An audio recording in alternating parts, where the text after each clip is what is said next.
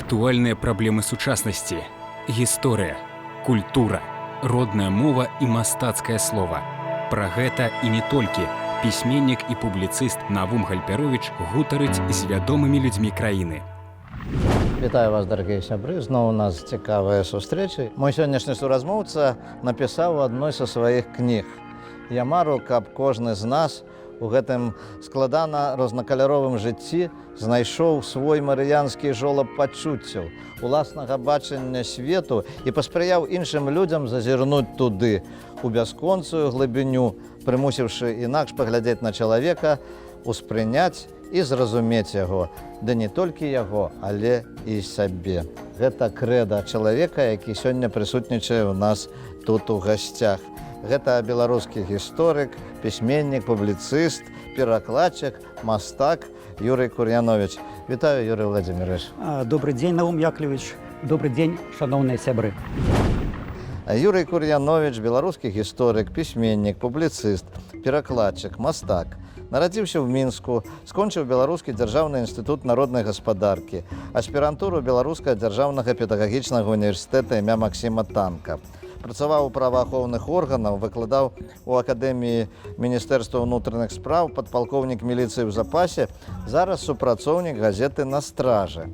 Юрий Кур'янович, аўтар зборнікаў прозы, навукова-папулярных кніг. Упершыню пераклаў на беларускую мову творы некаторых украінскіх аўтараў, у тым ліку ўспаміны навукоўца і пісьменніка Петра Франко. Мой суразмоўца правёў шэраг персанальных выстаў, жывапісу і фота. Ну вось, Юрий Владимирович, гэта ваша першая кніжка, якая, я ведаю, выйшла, і вось яна якраз была напісана ў час міліцэйскай службы. Як спалучалася міліцэйская служба з пісьмом, з літаратурай? Паважаны Навум Яковлевич, вы задаеце даволі класічнае пытанне. У прынцыпе, у кожнага чалавека, у якога, акрамя асноўнай працоўнай дзейнасці, ёсць яшчэ сур'ёзнае захапленне, ці, як кажуць, хобі, можна пра гэта спытаць. Дарэчы, калі я не памыляюся, адзін з варыянтаў перакладу слова «хобі» з англійскай – гэта «любімая справа». Тут міжволі ўзнікае рытарычнае пытанне. Якая ж любімая справа у вас? А ці кожны з нас у дачыненні да сваёй асноўнай працы можа ўжыць прыметнік «любімая». Але гэта тэма іншай гаворкі. На ваше пытанне я адкажу лаканічна. Гэта не проста, складана і цяжка. Але калі ёсць жаданне, імпэт, гэта ўсё мажліва. Вось гэта кніга, якая тут перад вами. Гэта кніга «Беларускі крымінальны вышук». Яна была прымеркавана да 100-годдзя крымінальнага вышуку і выйшла ў мінулым годзе. У дачыненні да яе я бы хацеў падкрэсліць адну важную дэталь. Гэта першая кніга на роднай мове па гісторыі міліцыі сярод навукова-папулярных і навуковых выданняў, якая пабачыла свет менавіта ў часы незалежнасці Беларусі. І другая за ўсю гісторыю Беларусі. Першая выйшла ў 27 годзе, гэта быў кароткі нараз гісторыі Беларусі. Ну вось, конечно, служба была няпростая, служба была нялёгкая, у той жа час вы займаліся і навукай, і літаратурай. Гэта, напэўна, вымагала нейкіх такіх сіл дадатковых. Спалучаў гэта даволі цяжка, неяк спалучаў. І кнігі з'яўляліся не так хутка, вы разумееце. Над Лошыцай я працаваў амаль 20 гадоў. Амаль 20 гадоў.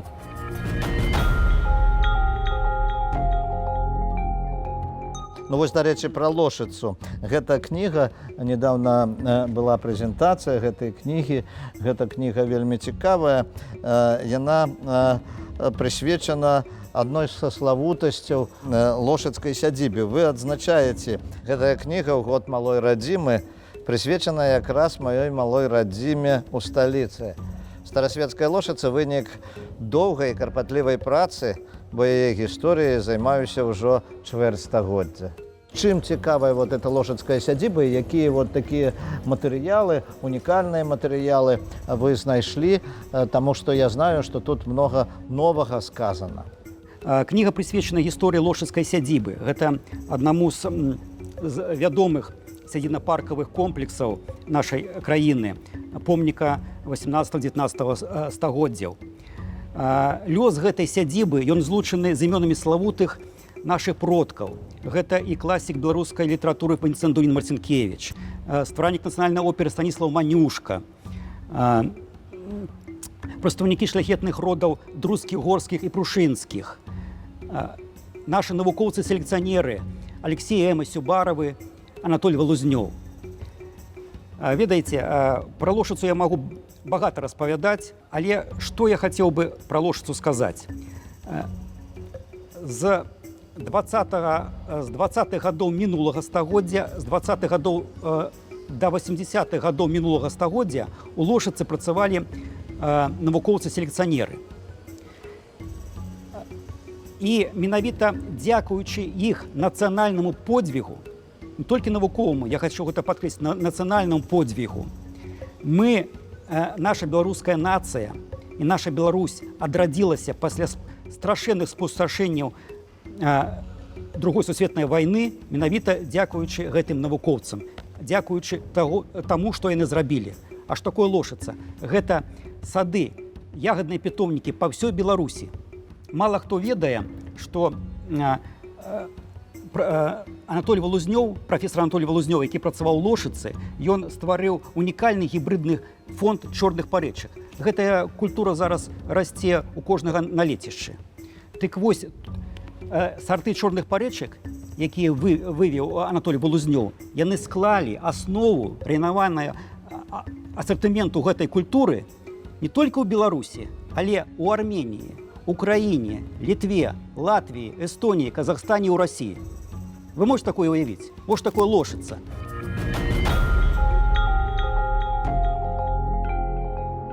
Юрий Владимирович, ну вот мы с вами говорили по телефону, и, на жаль, я не смог побывать на презентации вот этой вашей книжки, и вы мне сказали такую фразу, якая меня вельми зацікавила, что вы знайшли невядомые радки Янки Купалы. Ну так, гэта сапраўды так. Дакументы я, дарэчы, аддаў у наш літаратурны музей Янка Купалы. Яны ёсць на сайце, вось можна пазнаёміцца. Гаворка ідзе пра рэкамендацыю Янкі Купалы, якую ён даў Яраславу Ясінскаму на яго заяве у Мінскі губернскі земельны аддзел. Яраслав Ясінскі, такі Яраслав Ясінскі. Яраслав Ясінскі кіраўнік вучэбнай фермы Лошыца Беларускага дзяржаўнага сельскагаспадарчага інстытута. Гэтая ферма дзейнічала там на пачатку 20-х гадоў. І вось менавіта на заяве Ясінскага Купала уласнаручна даў сваю рэкамендацыю. Ну што ж, гэта, конечно, вельмі цікава, і тое, што кожнае слово Купалы, тым больш, што знойдзенае, гэта наш нацыянальны здабытак. А вось мне цікава, конечно, калі я быў на адной з прэзентацый вашых кніжак перакладаў з украінскай мовы. Вот вы нарадзіліся ў Мінску, Лошыца, гэта ваша малая радзіма, як вы кажаце. Адкуль веданне украінскай мовы, адкуль сувязі з украінскімі пісьменнікамі, з украінскай літаратуры? Ну, гэта даволі доўгая гісторыя. Вось, я люблю сапраўдную Украіну, яе культуру. Усё гэта пачалося з далёкіх ужо 80-х гадоў мінулага стагоддзя, калі я тады яшчэ быў школьнікам і з бацькамі даволі часта адпачываў у Карпатах. Вось. А што я там чуў, што я там бачу? Я там бачыў украінскую мову, чуў яе, чуў украінскую мову. Вось. У адрозненне ад беларускай, якую я не чуў на сваёй бацькаўшчыне. Безумоўна, мяне гэта зацікавіла. Ну а потым, калі пасталеў, ужо пачаў наведаваць Украіну, цікавіцца яе гісторыяй, так атрымалася, што я пазнаёмімся з нашчадкамі вялікага Івана Франко, у прыватнасці з праўнучкай вялікага каменяра, унучкай яго малодшага сына Пятра, спадарняй Надзеі Франко. І вось дзякуючы ёй я спазнаў асобу яе дзеда Пятра Франко. Гэта адзін з выдатных прадстаўнікоў галіцкай інтэлігенцыі, адданы сын украінскага народа.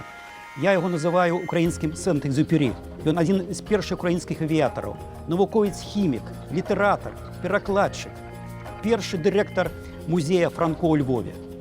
Ну що ж, це вельмі цікаво, і я думаю, що якраз для наших стосунків культурних, беларуска-українських, це великий унесок.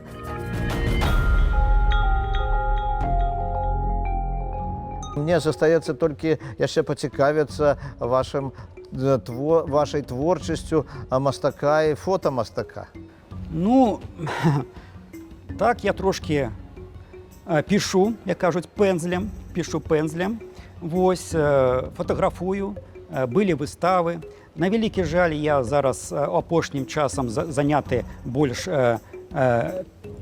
пісьмовай дзейнасцю, пишу кніжкі, але карціны, фотоработы складаюць таксама значную частку маёй творчай дзейнасці.